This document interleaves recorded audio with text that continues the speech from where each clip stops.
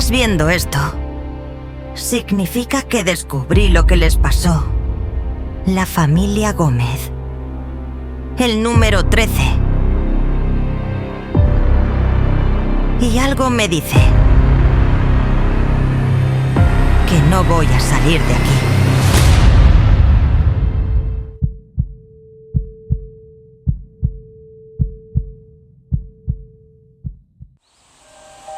El 27 de julio de 1999 fue la última vez que alguien vio a la familia Gómez.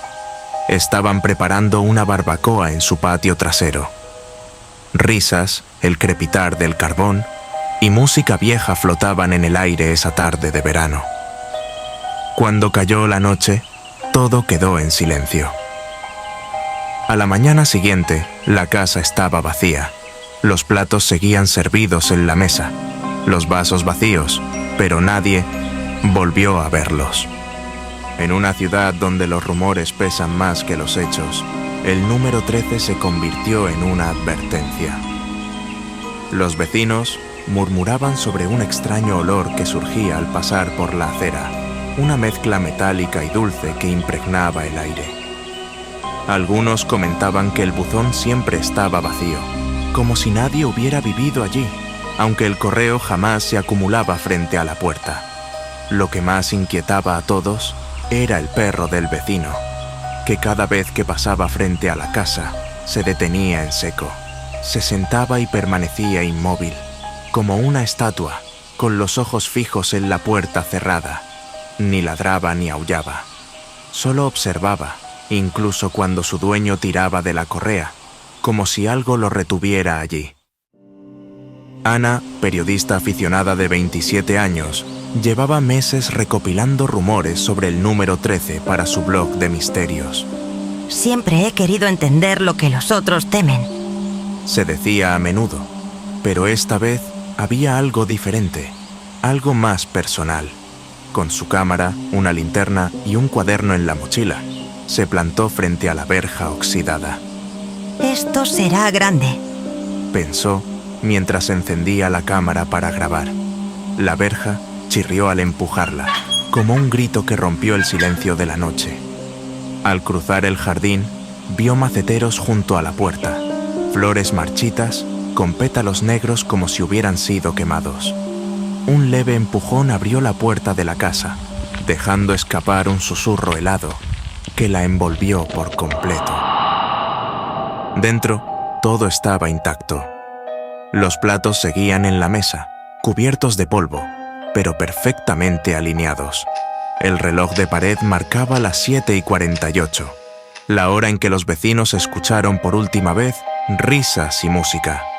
Pero lo que más llamó su atención fue el hueco vacío donde debería haber estado el televisor.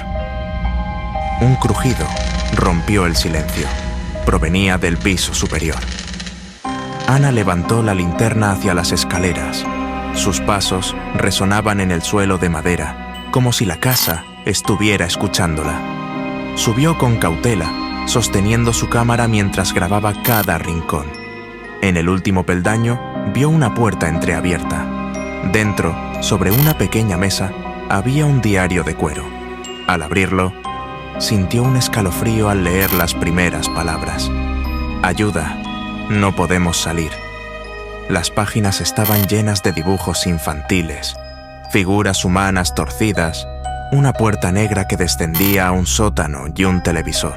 Debajo de cada dibujo, las palabras parecían repetir lo mismo. La verdad está abajo.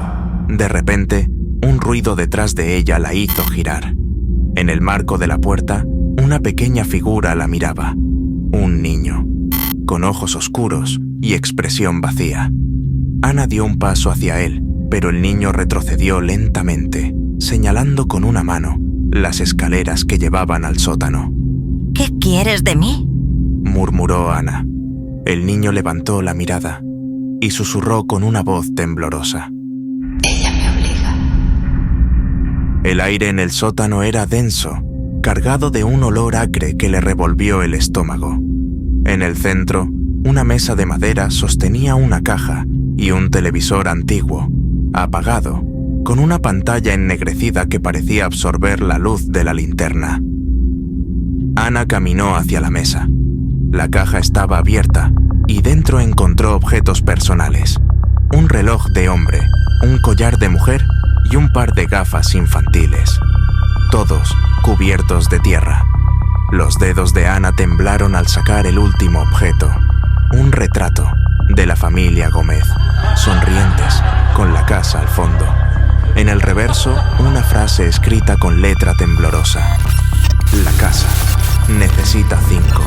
El televisor emitió un chasquido y la pantalla cobró vida. En ella, Ana vio imágenes de la familia Gómez, atrapada en un espacio oscuro, con una expresión de desesperación.